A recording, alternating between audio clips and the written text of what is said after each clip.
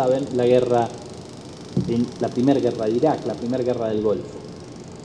George Bush triunfó en esas elecciones contra un candidato que hoy, claro, del que nadie se acuerda. Ese candidato se llamaba Mikhail Dukakis y era un gobernador del estado de Massachusetts, tal vez el estado en el cual las políticas de control del delito fueron más innovadoras durante el siglo XX en un sentido welfarista, como decimos en castellano porque no tenemos una mejor palabra, es decir, un sentido en el cual se buscaba evitar la utilización de los instrumentos más duros de la pena, ¿no? Se buscaban alternativas a la prisión, probation, trabajo en la comunidad, evitar que la persona que era juzgada porque había cometido un delito pasara por la prisión y si lo hacía que no pasara por lapsos de tiempo muy prolongados.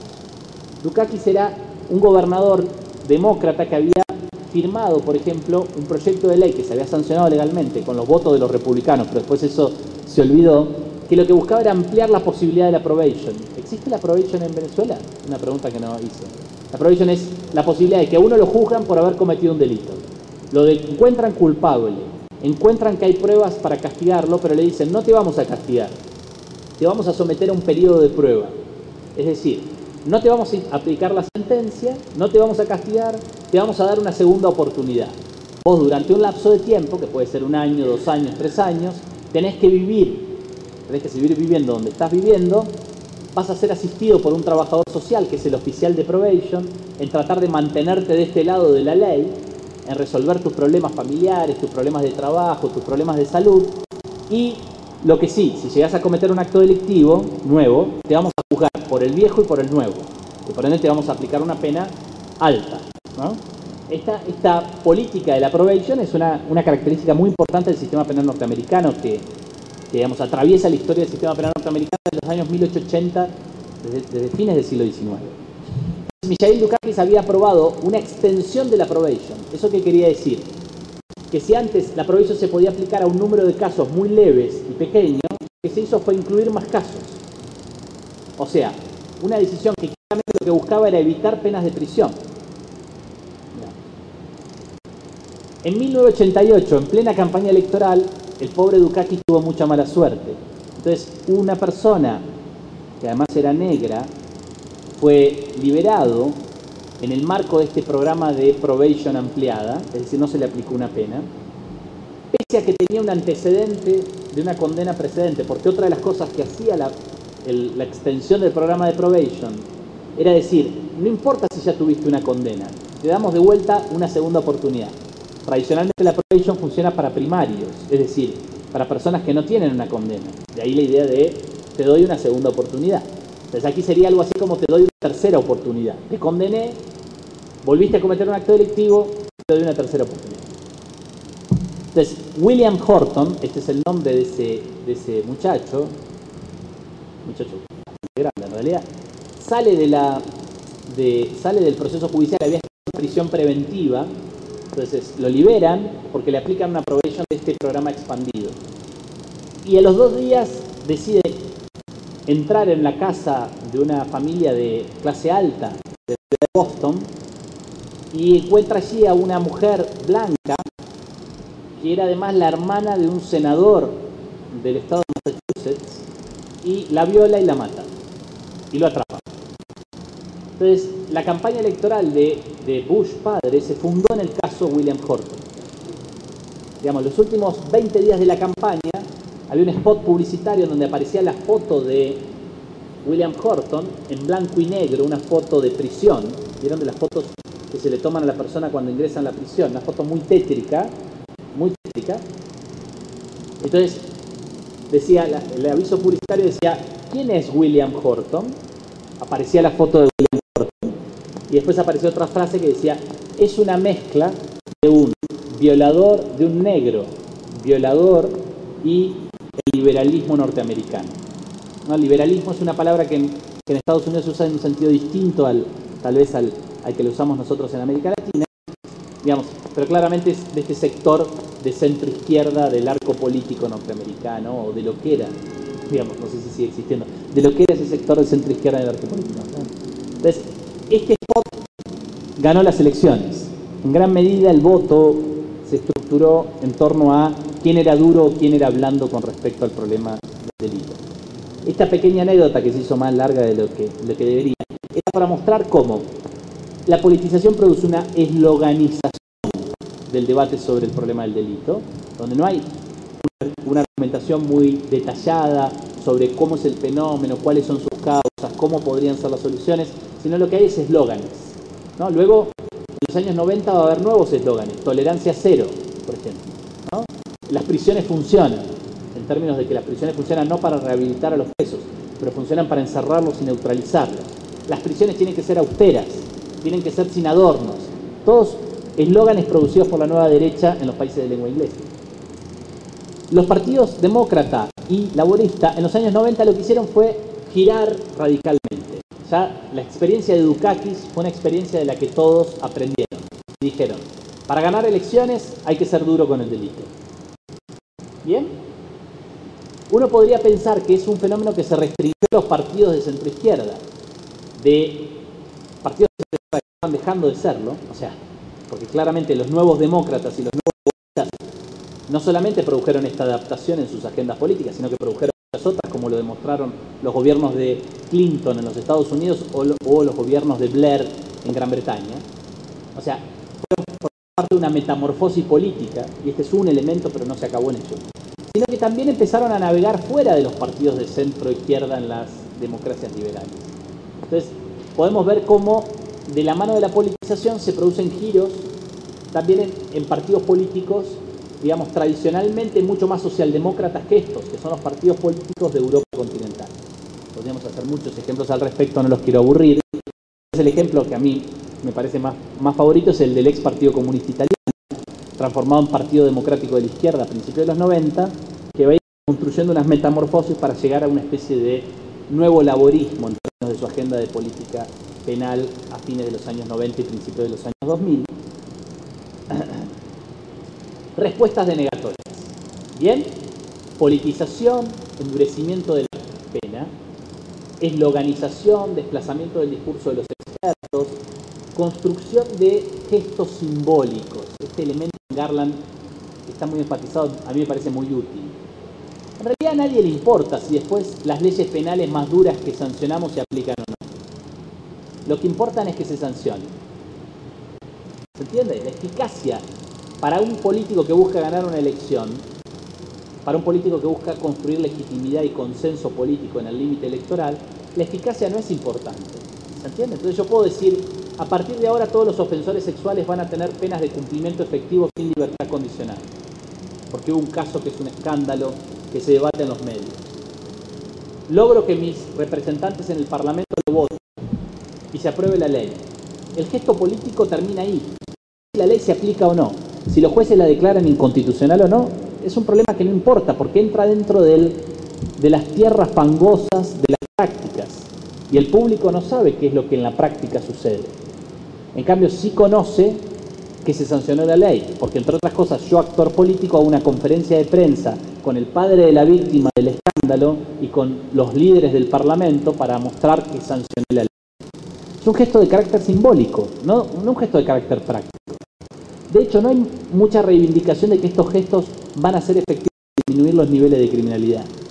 Lo que hay es la comunicación simbólica de que somos duros con el delito y de que es bueno ser duro con el delito, de que hay que retomar las expectativas de las víctimas, que las víctimas tienen derecho a la venganza y que nosotros, Estado, debemos proveérselo. Este tipo de respuestas han sido respuestas extraordinariamente fuertes frente a las crisis de la inseguridad. No han sido respuestas menores, han sido respuestas contundentes, muy importantes, que han cambiado radicalmente el panorama del control del delito en los últimos 30 años, en muchas jurisdicciones, en muchos contextos, y no conozco el caso de Venezuela como para plantear si ese tipo de respuestas han estado presentes y se han manifestado, pero volviendo a hablar de otros casos de América Latina, es muy visible en muchos lugares en los cuales ha habido gobiernos de derecha y también en muchos lugares en donde ha habido gobiernos de centro izquierda, es decir, gobiernos que tradicionalmente no se asociaban a estas políticas de lo que comúnmente llamamos el populismo punitivo. Por otro lado, sin embargo, y este es el mérito fundamental de la narrativa de Garland, un libro que a mí me parece muy útil para leer en general, hay otro tipo de respuestas, que son respuestas más silenciosas, La respuesta de denegación es una respuesta bullanguera, decimos en argentino, o sea, una respuesta que hace mucho ruido. Es una respuesta que tiene conferencias de prensa, entrevistas en la televisión, discursos de campaña electoral. Hace mucho ruido en la vida social, se ve mucho, porque justamente tiene como fundamental objetivo ser visible. Ya voy a volver sobre eso cuando hablemos del campo específico de la prevención del delito, pero el objetivo fundamental es ser visible. La respuesta de negación, si no es visible, no existe. En cambio, hay otras respuestas más silenciosas. Esas respuestas son respuestas adaptativas. ¿En qué sentido adaptativas? En el sentido de que, frente a la crisis de la inseguridad, se concibe que las instituciones y las prácticas de control del delito, que tradicionalmente se han gestado para responder al problema del delito, son responsables de la crisis de inseguridad. Se asume el contenido de fracaso para esas instituciones y prácticas tradicionales. Y lo que se hace es buscar otros modos de actuar, otros modos de pensar. Esos modos de actuar y modos de pensar nuevos, entre comillas, enfatizo, nuevos, entre comillas, porque muchas veces son modos de actuar y de pensar viejos, que vuelven a reemerger en el tiempo contemporáneo. Esos nuevos modos de actuar o de pensar innovadores, de nuevo, entre comillas, tienen características muy disímiles entre sí. A diferencia de la respuesta denegatoria, también, digamos, yo la he rebautizado en algún texto nostálgica, ¿no? Porque mira hacia el pasado. A diferencia de las respuestas denegatorias o nostálgicas, que todas van en la misma dirección, endurecimiento, severidad penal, las respuestas adaptativas son un conglomerado mucho más heterogéneo. Involucran decisiones y acciones que no tienen mucha coherencia o unidad.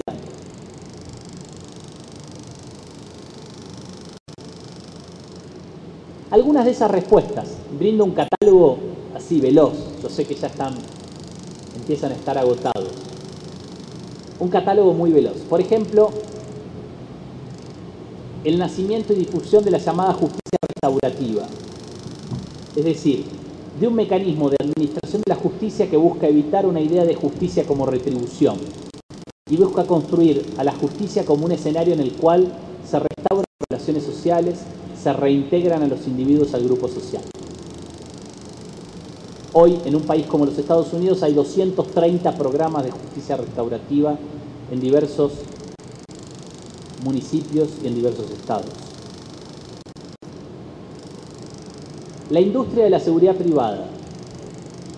Agencias de seguridad privada que le brindan distintos servicios de seguridad a los consumidores en el mercado a cambio de un precio. Alarmas, guardias parados en la puerta de tu casa, patrullas vigilando tu barrio. La introducción al interior del funcionamiento de la justicia penal de indicadores de management y eficacia y eficiencia. Tenemos que lograr que la justicia penal resuelva las causas en menos tiempo, lo haga en forma más efectiva y eficiente en términos de value for money, es decir, en términos de el gasto de dinero de los contribuyentes, sin importar tanto si la justicia penal hace justicia o si la justicia penal rehabilita a los ofensores que han cometido un delito, pero sí importando que termine rápido con las causas judiciales, sea eficaz y eficiente, veloz. De hecho, por eso es importante hacer que la Administración de Justicia incorpore técnicas de management típica de las empresas privadas al interior de la Administración de Justicia. Tercer ejemplo. Cuarto ejemplo. Tenemos que transformar radicalmente el funcionamiento de las policías. Las policías están alejadas de los ciudadanos no confían en las policías, los ciudadanos tienen miedo a la policía. Por eso los ciudadanos no denuncian. Para eso entonces tenemos que construir nuevas técnicas policiales que busquen restablecer el diálogo entre la policía y el ciudadano. Por ejemplo, el policía que visita cada uno de los domicilios del barrio en donde trabaja, se presenta ante cada uno de los ciudadanos, le pasa su teléfono celular y le dice al ciudadano, mire, si usted tiene algún problema no duden en llamarme. Un ejercicio de relaciones públicas, o sea, un cambio en la cara de la institución policial. Una parte importante de lo que se ha denominado community policing, policía comunitaria, pasa por ese tipo de técnicas policiales. Todas estas cosas han pasado en los últimos 40 años. El gran mérito de Garland, desde mi punto de vista, es no pensar que en el campo del control del delito ha habido un tipo de respuesta frente a la crisis de la inseguridad, que es la respuesta del endurecimiento penal exclusivamente, sino que ha habido otras respuestas más silenciosas, de carácter adaptativo, extraordinariamente heterogéneas entre sí, y que dicen y hacen cosas que son muy distintas entre sí. En el análisis de Garland, y por ende en mi utilización hoy aquí, en este sentido siendo fiel al trabajo original, no es que las respuestas adaptativas son más lindas o mejores que las respuestas de denegatorias, son distintas. ¿Se entiende? No es que haya un juicio de valor en esta forma de identificar respuestas denegatorias, respuestas adaptativas, sino que son reacciones distintas frente al mismo problema, la crisis de inseguridad. La crisis de inseguridad dispara aquí respuestas denegatorias o nostálgicas, y aquí respuestas adaptativas o innovadoras. Dentro de las respuestas adaptativas e innovadoras, que son muchas, muy heterogéneas entre sí, uno puede encontrar el renacimiento de la prevención del delito más allá de la pena. El renacimiento de la prevención del delito más allá de la pena es un fenómeno específico de un fenómeno más general, que son las respuestas adaptativas en el campo del control del delito frente a las crisis de inseguridad. Claramente es una respuesta de carácter adaptativo. ¿Por qué? Porque asume el renacimiento de la prevención del delito más allá de la pena la idea de que no bastan para enfrentar el problema de la inseguridad frente al delito tal como se manifiesta en las sociedades contemporáneas los modos tradicionales. No bastan las formas tradicionales de actuar y de pensar. No bastan las instituciones tradicionales. No basta la policía, la administración de justicia y las prisiones. Es preciso crear nuevos modos de pensar, nuevos modos de actuar, nuevas instituciones, nuevas prácticas.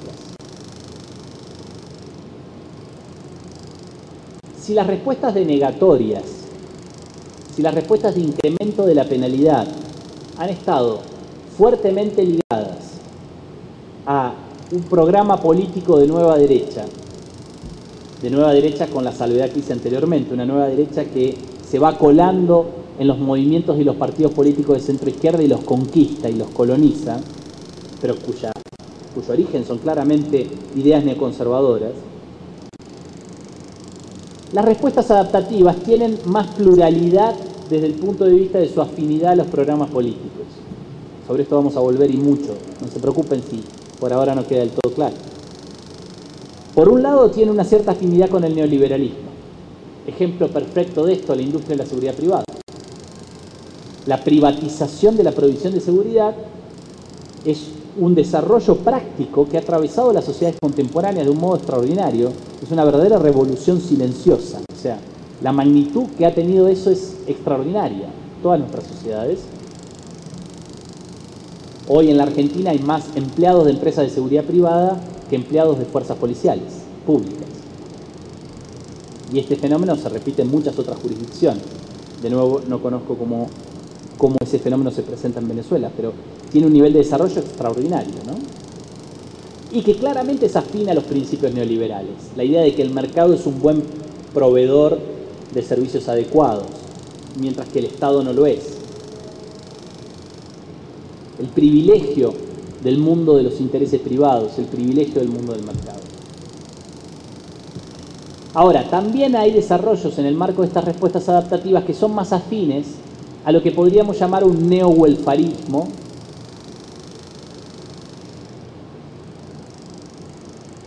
y que en contextos en los cuales están vigentes programas políticos, como el contexto de Venezuela, que buscan reconstruir la herencia del socialismo, podríamos llamar también neosocialistas. Claro, que eso depende de lo que ustedes opinen sobre lo que pasa en su propio contexto, si se puede leer en estos términos o no. Cuando digo neo-welfarismo, ¿a qué hago referencia? Hago referencia a las ideologías y a los programas políticos que acompañaron los estados de bienestar en sus experiencias históricas realmente existentes en las democracias liberales de los países centrales, pero también de los países periféricos con sus manifestaciones peculiares. Un ejemplo de eso, bueno, un ejemplo de eso son el renacimiento de iniciativas parecidas a los CAPS. ¿Se acuerdan? A ese ejemplo histórico que antes mencionábamos, que es una típica iniciativa propia del estado de bienestar. O sea, es una intervención desde el Estado en la vida social que busca resolver un problema social utilizando herramientas sociales, que busca producir más bienestar en la población a través de esa intervención.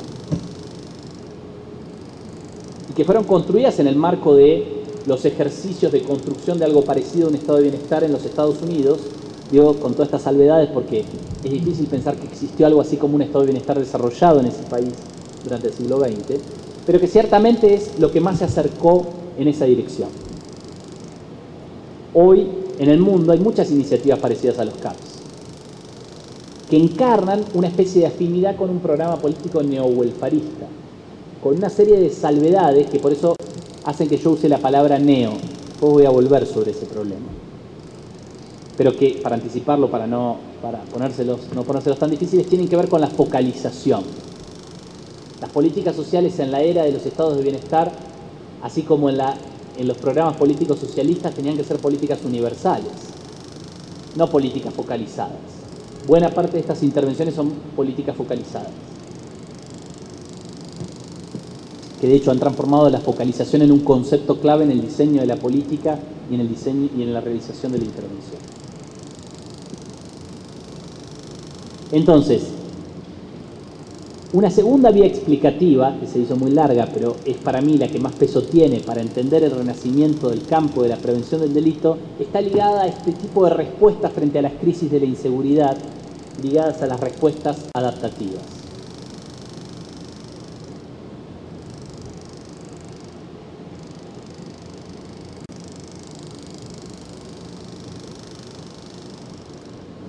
Tercera vía explicativa y última, muy breve porque se está haciendo demasiado largo.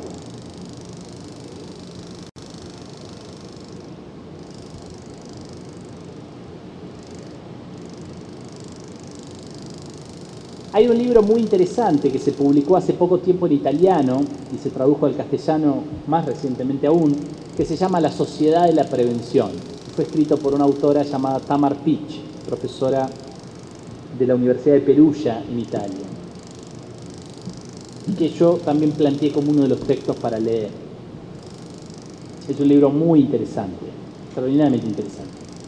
Tamar nos brinda una, ¿cómo se llama el apellido? Pietsch. El libro La Sociedad de la Prevención.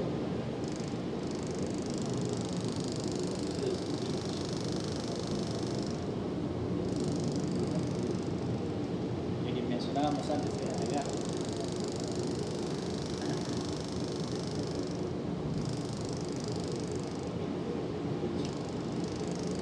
Tamar brinda otra clave explicativa para entender el renacimiento de la prevención del delito más allá de la pena, que está ligado, o está más ligado, para decirlo así, al desenvolvimiento fuerte del imperativo de la prevención en el marco de las grandes transformaciones sociales, económicas, culturales y políticas que han experimentado las sociedades centrales en el tránsito hacia la modernidad tardía. Es decir,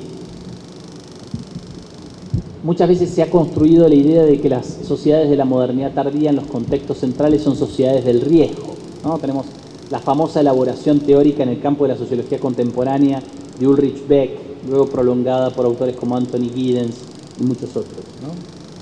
De algún modo, el énfasis puesto por Pietsch tiene algo en común con esa tradición, pero tiene también algo de diferente, ¿no?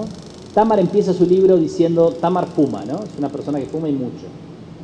Entonces, cuenta una anécdota, que es que en la ciudad de Milano, en Italia, se produce una innovación clínica muy importante, que es compran un aparato en una clínica privada, que es una nueva especie de escáner capaz de detectar cualquier tipo de tumor de carácter cancerígeno en cualquier parte del cuerpo, aún en su estadio más primitivo de desarrollo. O sea, es como la última máquina en la detección temprana de la evolución del cáncer.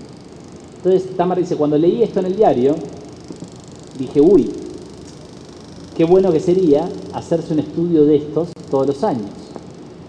¿Por qué? Porque como yo como mucho, tengo un cierto riesgo de cáncer. Entonces esto es una forma de prevenirlo. Puedo todos los años ir y hacerme el examen con este escáner sofisticado y quedarme tranquila. Entonces decía, sin lugar a dudas, cuando llegue una máquina como esa a Roma, que es donde ella vive, voy a ir corriendo a la clínica que la compre, voy a pagar lo que haya que pagar, porque es una clínica privada y hay que pagar un examen costosísimo, y voy a someterme, voy a perder una parte de mi salario de ese mes para ganar en tranquilidad y paz. Entonces esa experiencia completamente subjetiva, dice Tamar, es un elemento, es un indicador empírico del imperativo de la prevención y cómo se ha instalado en nuestra vida cotidiana en forma extraordinaria. O sea, como todos tenemos muy presente que vivimos atravesados por probabilidades de sufrir daños en muchas esferas de nuestra vida, y como todos, en un contexto en el cual las protecciones que nos ofrecían las instituciones estatales en otra era, dice Tamar, pensando en la situación italiana de los años 90 y de los años 2000, ¿no? Frente a la crisis del estado de bienestar, las protecciones que nos ofrecía el Estado se están desvaneciendo, ¿no? De hecho, ni siquiera tenemos aseguradas las jubilaciones y las pensiones. Cada vez más esas jubilaciones y pensiones están dejando de ser un derecho para pasar a ser un beneficio. Cada vez más avanza la ola privatizadora, incluso para un hecho que todos vamos, si tenemos suerte, a experimentar, que es ser viejos, ¿no? Entonces, en este contexto de amplio nivel de incertidumbre frente a las protecciones que nos evitarían ser víctimas de distintos tipos de daños, cada vez más nace un imperativo en nuestras cabezas como individuos acerca de la necesidad de proveer de lo necesario para evitar ser víctimas de esos daños. Una especie de privatización, individualización del imperativo de protegernos de los daños, que siempre mira hacia el futuro. ¿Gracias a qué? Bueno, como lo demuestra la anécdota que Tamar cuenta, gracias al avance del conocimiento científico. El conocimiento científico, que ha ido creciendo de un modo significativo durante el siglo XX y el siglo XXI, nos brinda cada vez más información sobre los daños que podemos prever, que nos pueden pasar, y las maneras de intervenir para evitarlos. Entonces, cada vez más tratamos de evitar cualquier tipo de daño. Queremos ahorrarnos la experiencia del daño. Para Tamar, lo que pasa en el campo de la prevención del delito más allá de la pena es un fenómeno concreto de esta tendencia más general, de una tendencia que ha atravesado radicalmente la manera en la que los individuos se relacionan con los daños futuros y con los saberes sobre esos daños futuros. El énfasis puesto en la prevención del delito más allá de la pena en las sociedades contemporáneas, dice Tamar, es nada más que una traducción de este fenómeno más general. Así como queremos prevenir los males a nuestra salud, queremos intervenir sobre esos males, queremos conocer cuáles son los males que podemos padecer, queremos intervenir para que esos males no se produzcan, del mismo modo queremos lograr intervenir para evitar que el delito se produzca antes de que se produzca, a través de una serie de conocimientos sobre cómo intervenir para evitar que eso ocurra. Entonces, 3 vías explicativas para pensar el mismo fenómeno. ¿En qué consiste ese fenómeno? En que hace 30 o 40 años, en contextos muy diferentes entre sí, cada vez se hacen más cosas y se dicen más cosas en el nombre de la prevención del delito sin apelar a la pena. Cada vez más en nuestras sociedades, con todas las variantes que podemos encontrar a lo largo y a lo ancho de ellas, hay más iniciativas hechas por más actores que buscan prevenir el delito. Crisis de la asociación entre pena y prevención del delito, crisis de inseguridad, respuestas denegatorias y respuestas adaptativas, avance de una sociedad en la que el imperativo de la prevención atraviesa nuestras vidas cotidianas de un modo inusitado en el contexto de la modernidad. 3 vías explicativas que nos permiten entender el mismo fenómeno, que es que el imperativo de prevenir el delito hoy tiene una fuerza inusitada a lo largo de la modernidad, que genera numerosas intervenciones y prácticas. En otros países de América Latina, cuando he dicho cosas como esta, mucha gente dice, pero ¿cómo nuestros gobiernos no hacen nada para prevenir el delito? Entonces yo digo, claro, lo que pasa es que no estamos hablando solo de lo que los gobiernos hacen. Lo que los gobiernos hacen es una porción del campo de la prevención del delito. Diría, incluso más, estamos hablando fundamentalmente de cosas que no hacen los gobiernos. Porque uno de los rasgos que acompañan el campo de la prevención del delito es la fuerte privatización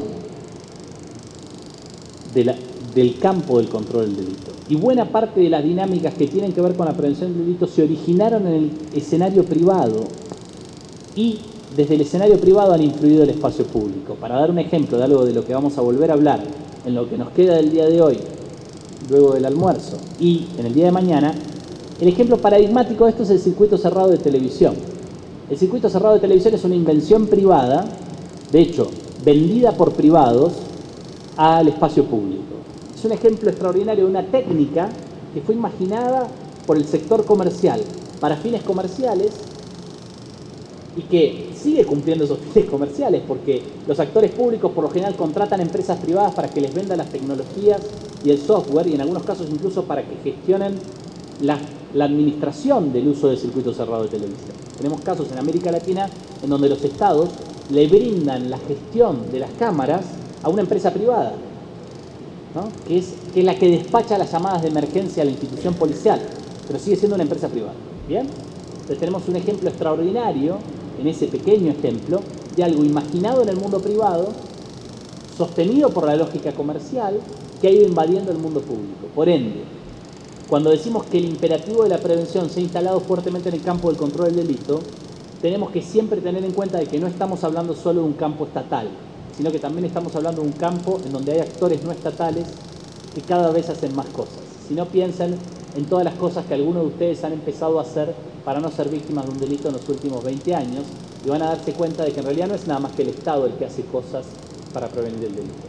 El conjunto de respuestas adaptativas, como le llamábamos anteriormente, que han nacido en distintos momentos históricos, pero grosso modo en los últimos 30 o 40 años, en distintos contextos, frente a las crisis de inseguridad.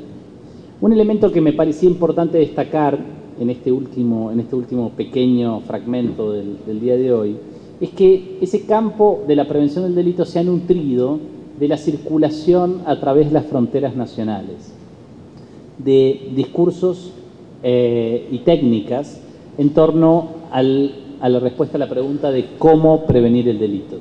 Eso es lo que también nos permite entender por qué ha adquirido una dimensión tan evidentemente internacional. O sea, por qué países muy diferentes entre sí, contextos muy diferentes entre sí, experimentan en las últimas décadas un renacimiento de la prevención del delito más allá de la pena, incorporando o difundiendo formas de actuación que son similares. Una respuesta es ciertamente que los dilemas a los que este tipo de respuestas pretenden enfrentar son similares, pero también aquí hay mucho proceso de difusión internacional de discursos y técnicas acerca de cómo prevenir el delito. O sea, una de las razones que nos permiten entender por qué en contextos tan diferentes entre sí en los últimos 30 o 40 años los discursos y las prácticas de prevención del delito más allá de la pena se han difundido, está vinculado fuertemente al hecho de que hay procesos de importación y exportación.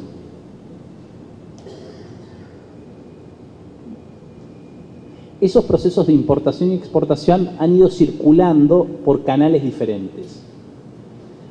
Algunos de esos canales han tenido que ver con el mundo académico, con el mundo de los investigadores que trabajan en las universidades, que hacen circular experiencias exitosas, experiencias de buenas prácticas, que retoman experiencias concretas generadas en un lugar y las enaltecen al rango de buenas prácticas o experiencias exitosas y las transmiten en el mecanismo de las universidades y del debate académico a otros contextos nacionales. También han participado activamente de esa actividad de importación y exportación los actores gubernamentales. De hecho, hay actores gubernamentales en algunas sociedades centrales que se han dedicado explícitamente a producir importación de determinados modelos, de determinadas técnicas. Mencionábamos hoy más temprano como ejemplo, simplemente, y después vamos a volver sobre eso, como le contestaba a Gabriel más temprano, el ejemplo de la policía comunitaria. La policía comunitaria como un modelo de actividad policial, como un modelo de intervención policial, ha sido un modelo gestado en los Estados Unidos, construido en los Estados Unidos en el escenario de fines de los años 60, 70 y 80, que ha respondido en gran medida a dilemas propios de las fuerzas policiales en los Estados Unidos en ese contexto y que ha experimentado un fenómeno de difusión cultural, por un lado promovido por los actores del mundo académico que se dedican a los estudios policiales y por otro lado también por ciertos actores gubernamentales. Entonces la cooperación estadounidense ha promovido la difusión y adopción del modelo de la policía comunitaria en muchos lugares del mundo a través de distintos mecanismos. Lo mismo sucede, por ejemplo, con las formas de prevención situacional, el rol que ha tenido, por ejemplo, un organismo nacional como la Crime Prevention Unit, la unidad de prevención del delito del Ministerio del Interior de Gran Bretaña, que ha financiado y promovido la difusión de mecanismos de prevención situacional ambiental en muchos lugares del mundo, en África, en Asia, en América Latina. Y podríamos dar muchos otros ejemplos. También ha habido un rol muy importante de organizaciones no gubernamentales, es decir, de organizaciones de carácter que no están ligadas al gobierno, que no están ligadas al fin del lucro y que han promovido la difusión de formas de intervenir sobre el problema del delito en el nombre de la prevención del delito en los últimos años. Esas organizaciones no gubernamentales han ido desde think tanks, o sea, instituciones que producen pensamiento para las prácticas políticas de carácter neoconservador o neoliberal, hasta instituciones, digámoslo así, más neutras desde el punto de vista de los combates políticos y que han tenido o tienen aún hoy una cuota mayor de prestigio. Por ejemplo, el Vera Institute of Justice de la ciudad de Nueva York, una institución, una ONG respetable que se dedica a discutir problemas relacionados con la justicia y que ha promovido muchos mecanismos de importación y exportación relacionados con este problema. Es decir, la red que se dedica a producir esta circulación internacional de discursos y técnicas para prevenir el delito sin apelar a la pena es una red compleja que involucra actores estatales y actores no estatales, que involucra actores centrales pero también actores periféricos y que por supuesto tiene un flujo fundamental norte-sur. Claramente el flujo es centro-periferia. Sin embargo, eso no ha impedido, y luego voy a tratar de, a lo largo del curso, de focalizarme en algunos ejemplos al respecto, el nacimiento también de ejercicios de circulación sur-sur en este campo de la prevención del delito. O sea, el ejercicio de circulación de discursos y técnicas para la prevención del delito que se han construido por fuera de esta red de actores académicos y actores estatales y actores no estatales que han nutrido la comunicación. Un rol muy importante lo han tenido las organizaciones internacionales, ¿no? Claramente los organismos internacionales han jugado un rol muy importante en la promoción de este tipo de mecanismos de importación y exportación. De hecho, hay instituciones que han cumplido un rol muy particularmente relevante en el campo de la prevención del delito. Un ejemplo es el Centro Internacional de Prevención de la Criminalidad de la Universidad de Montreal, que es un centro en Canadá que se ha nutrido del financiamiento de gobiernos, aunque esté instalado en una universidad canadiense, y se dedica justamente en gran medida a el trabajo de importación de ideas, de importación de técnicas desde el centro hacia la periferia en numerosos lugares del mundo.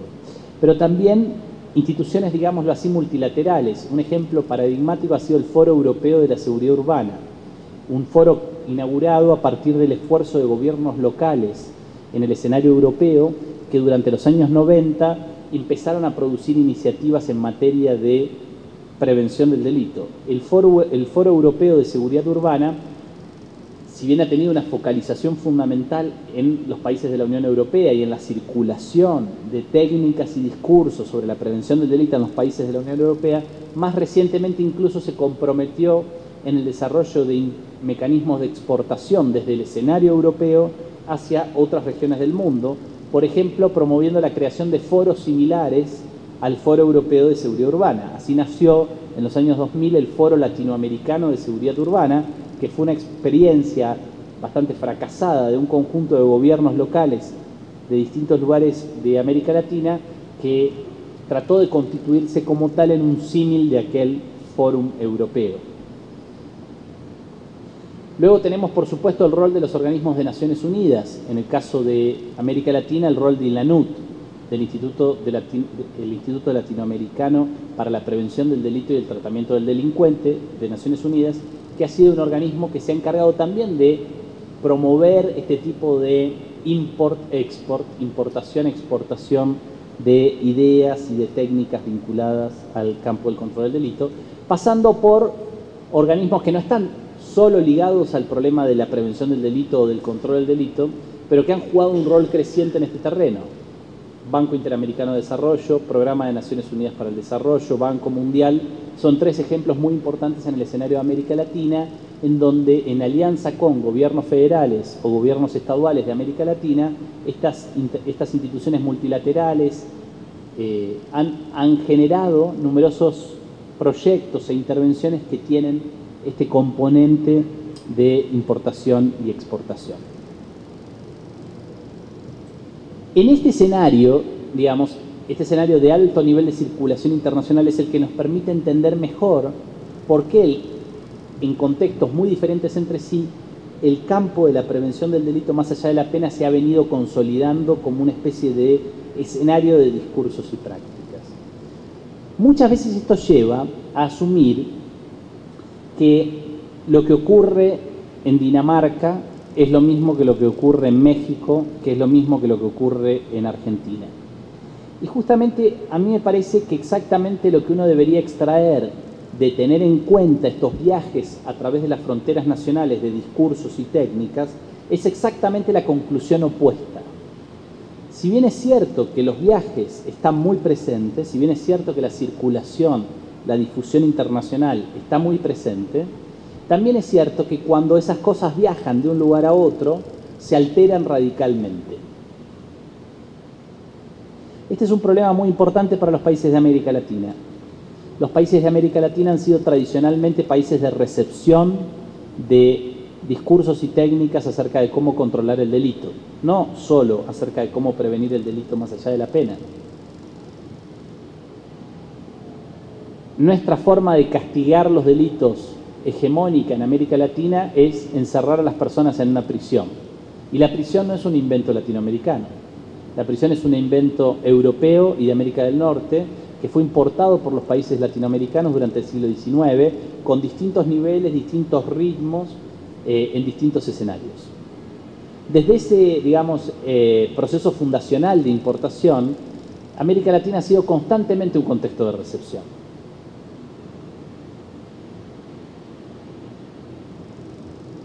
Entonces hablamos de circuito cerrado de televisión, hablamos de alarma solidaria, hablamos de intervenciones que buscan involucrar a la comunidad en el diagnóstico y la resolución de los problemas de inseguridad frente al delito, hablamos de policía comunitaria, hablamos de policía orientada hacia la resolución de problemas, hablamos de casas de justicia, hablamos de justicia restaurativa. Y cuando hablamos de todas esas cosas, lo que estamos haciendo es activar procesos de importación. Todas esas cosas no se inventaron en América Latina, se inventaron en otros escenarios. Los inventores son actores que respondieron a esos escenarios y a los problemas que esos escenarios planteaban. Ahora, cuando hablamos de cada una de esas cosas, en América Latina no hablamos exactamente de lo mismo de lo que hablan esos actores que hablan en esos contextos de origen. El viaje entre los contextos de origen y los contextos de recepción transforma las cosas. ¿Por qué las transforma? Primero porque ponerlas en marcha en contextos diferentes ya las vuelve diferentes. La prisión en América Latina no es lo mismo que la prisión en Inglaterra o que la prisión en Estados Unidos o que la prisión en Alemania o que la prisión en Noruega. En América Latina tenemos prisiones que son autogestionadas por presos. Eso es inimaginable en Noruega. En América Latina tenemos prisiones en las cuales las familias visitan a los presos 3 o 4 veces por semana. Incluso hay prisiones en las cuales las familias se quedan a vivir con los presos adentro de la prisión. Eso es inimaginable en Noruega. ¿Se entiende? Hay muchas diferencias que vuelven la prisión algo peculiar. Digamos que está dotado de una serie de características peculiares. Claro, uno puede decir la prisión es la prisión. Y en un punto tan general uno puede estar de acuerdo. Es como decir los hombres al fin de cuentas son los hombres.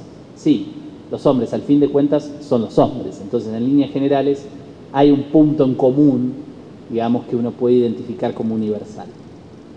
pero es indispensable prestarle atención a nuestras particularidades locales.